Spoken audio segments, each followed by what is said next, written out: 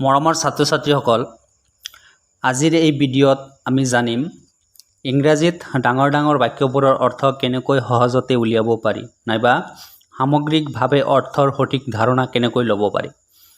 আজিৰ দিনত প্ৰায়ভাগ কম্পিটিটিভ এক্সামবোৰত পেছেজ ৰিডিং থাকে। তাত থকা ডাঙৰ ডাঙৰ বাক্যবোৰ বুজাৰ বাবে কিছুমান টেকনিক আছে।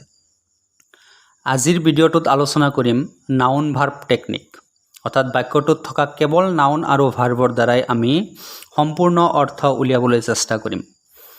আমাৰ আজিৰ বাক্যটো হ'ল An accident that occurred in the skies over the Grand Canyon in 1956 resulted in the establishment of the Federal Aviation Administration or FAA to regulate and oversee the operation of aircraft in the skies over the United States which were becoming quite congested. গতিকে এইটো এটা প্যাৰাগ্ৰাফৰ দৰে বাক্য, মাত্ৰ এটা বাক্য মই পঢ়িলোঁ।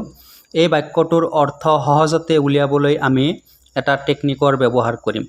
টেকনিকটো হ'ল নাউন ভাৰ্ব টেকনিক। আমি সকলোৱে জানো যে আৰ্টিকুল আৰু প্ৰিপজিশ্যনৰ পিছত সাধাৰণতে নাউন থাকে। গতিকে বাক্যটো পঢ়ি যোৱাৰ লগে লগে আমি নাউন আৰু ভাৰ্ববিলাক চিন দি যাব লাগে।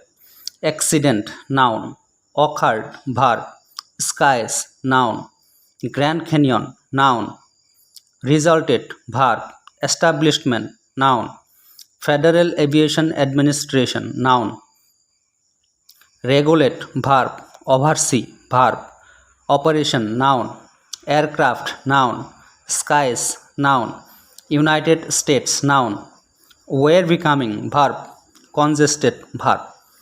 গতিকে মই কোৱা এই শব্দকেইটাৰ অৰ্থৰ দ্বাৰাই সমগ্ৰ বাক্যটোৰ অৰ্থ আমি বুজিবলৈ চেষ্টা কৰিম।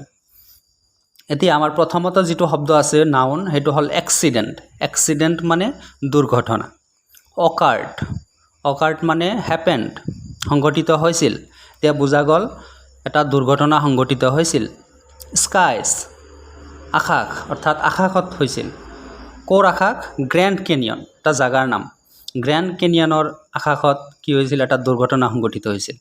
1956, এতিয়া বুজা গ'ল 1956 চনত গ্ৰেণ্ড কেনিয়ন নামৰ এটা ঠাইৰ আকাশত এটা দুৰ্ঘটনা সংঘটিত হৈছিল। ৰিজাল্টেড, যাৰ ফলত বা ফলাফলত। এষ্টাব্লিছমেণ্ট, স্থাপনা হৈছিল। ফেডাৰেল এভিয়েশ্যন এডমিনিষ্ট্ৰেশ্যন, এটা সংগঠন যাৰ স্থাপনা হৈছিল।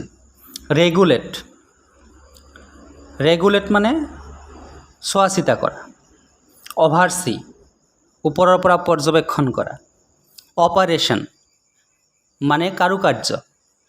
এয়াৰক্ৰাফ্ট মানে উৰাজাহাজ।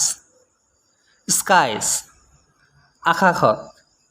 ইউনাইটেড ষ্টেটছ যুক্তৰাষ্ট্ৰ বা আমেৰিকাৰ। ৱেৰ বিকামিং কোৱাইট কনজেষ্টেড, কনজেষ্টেড মানে ক্ৰাউডেড, অৰ্থাৎ ভিৰ লাগি থকা, কনজেষ্টেড। এতিয়া বুজা গ'ল যে ৰিজাল্টেড, যাৰ ফলত। এষ্টাব্লিছমেণ্ট, স্থাপনা হৈছিল। কিহৰ স্থাপনা হৈছিল? ফেডাৰেল এভিয়েশ্যন এডমিনিষ্ট্ৰেশ্যন নামৰ এটা সংগঠনৰ সৃষ্টি হৈছিল, যিটোৱে কি কৰিছিল? চোৱা চিতা কৰিছিল। ৰেগুলেট এণ্ড অভাৰচি, আৰু কি কৰিছিল? পৰ্যবেক্ষণ কৰিছিল ওপৰৰ পৰা। কি পৰ্যবেক্ষণ কৰিছিল? অপাৰেশ্যন এয়াৰক্ৰাফ্ট, মানে বুজা গ'ল যে এয়াৰক্ৰাফ্টবিলাকৰ কাৰুকাৰ্য। ক'ত? স্কাইজ আকাশত। কাৰ আকাশত? ইউনাইটেড ষ্টেটছ আমেৰিকাৰ আকাশত। কি হৈছিল তাত? ৱেৰ বিকামিং কোৱাইট কনজেষ্টেড, যিটো আকাশ কি হৈ গৈছিল? অত্যাধিক ক্ৰাউডেড হৈ গৈছিল।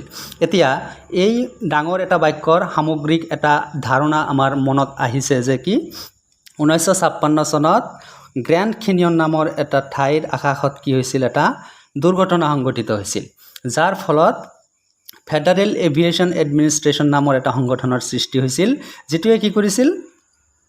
আমেৰিকাৰ আকাশত চলা বিভিন্ন এয়াৰক্ৰাফ্টৰ কাৰুকাৰ্য নিয়মিতভাৱে কি কৰিছিল? পৰ্যবেক্ষণ কৰিছিল। আৰু ইউনাইটেড ষ্টেটছৰ আকাশ কি হৈ গৈছিল? অত্যাধিক ক্ৰাউডেড হৈ গৈছিল, যাৰ ফলত এই ফেডাৰেল এভিয়েশ্যন এডমিনিষ্ট্ৰেশ্যন নামৰ সংগঠনটোৰ সৃষ্টি হৈছিল। গতিকে ডাঙৰ ডাঙৰ বাক্যবোৰ আমি বুজি পোৱাত এটা ধুনীয়া প্ৰচেছ হ'ল কি? Noun verb process. নাউন আৰু ভাৰ্ব যদি আমি ভালকৈ চিনি পাওঁ, যিমান ডাঙৰ বাক্য নাথাকক কিয় আমি ধুনীয়াকৈ তাৰ অৰ্থ বুজিবলৈ সক্ষম হ'ম।